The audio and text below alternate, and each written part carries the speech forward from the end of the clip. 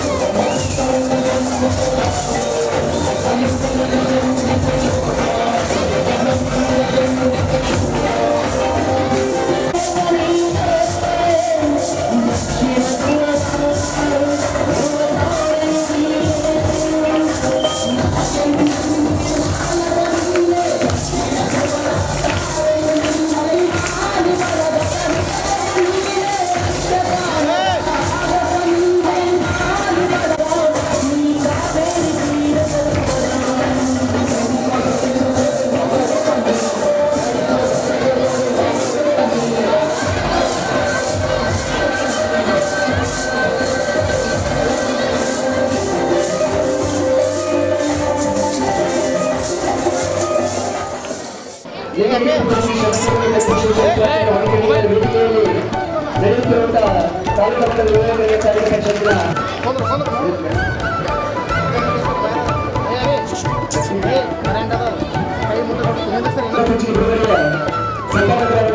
Doctor Shivananda ಸತ್ಯಪೇಟ ಅವರಾದಂತಹ Shrimati Aruna Patil ಅವರು ಕೂಡ ವೇದಿಕೆ ಆಗಮಿಸಬೇಕಾಗಿ ಮಾಡ್ತಾ ಇದ್ದೇವೆ. ಅದೇ ರೀತಿ ತಾಲೂಕು ಕನ್ನಡ ಸಾಹಿತ್ಯ ಪರಿಷತ್ ಕಲಬುರಗಿ ಅಧ್ಯಕ್ಷರಾದ ಶ್ರೀ ವಿಧಾನಸಭಾ ಸದಸ್ಯ ಅವರು ಕೂಡ ವೇದಿಕೆ ಆಗಮಿಸಬೇಕಾಗಿ ಅವರನ್ನು ವಿನಂತಿ. जय हे कर्नाटक माते जय सुंदर नदी वडಗಳ ನಾಡೆ जय हे रस ಋಷಿಗಳ ಬೀಡೆ ಭೂದೇವಿಯ ಮಕುಟದ ನವಮಣಿಯೇ ಗಂಧದ ಚಂದದ ಹೊನ್ನಿನ ಗಣಿಯೇ ರಾಘವ ಮಧುಸೂದನರ ಅವತರಿಸಿದ ಭಾರತ ಜನನಿಯ ತನುಜಾತೆ जय हे कर्नाटक माते ಜನನಿಯ ಜೋಗುಳ ವೇದದ ಘೋಷ ಜನನಿಗೆ ಜೀವವು ನಿನ್ನಾವೇಶ ಹಸುರಿನ ಗಿರಿಗಳ ಸಾಲೆ ನಿನ್ನಯ ಕೊರಳಿನ ಮಾಲೆ ಕಪಿಲ ಪತಂಜಲ ಗೌತಮ ಜನನುತ ಭಾರತ ಜನನಿಯ ತನುಜಾತೆ ಜಯ ಹೇ ಕರ್ನಾಟಕ ಮಾತೆ ಶಂಕರರ ಮನುಜ ವಿದ್ಯಾರಣ್ಯ ಬಸವೇಶ್ವರರಿಯ ದಿವ್ಯಾರಣ್ಯ ರನ್ನ ಷಡಕ್ಷರಿ ಪೊನ್ನ ಪಂಪಾಲ ಕುಮಿತ ಜನ್ನ ಕುಮಾರ ವ್ಯಾಸರ ಮಂಗಳಧಾಮ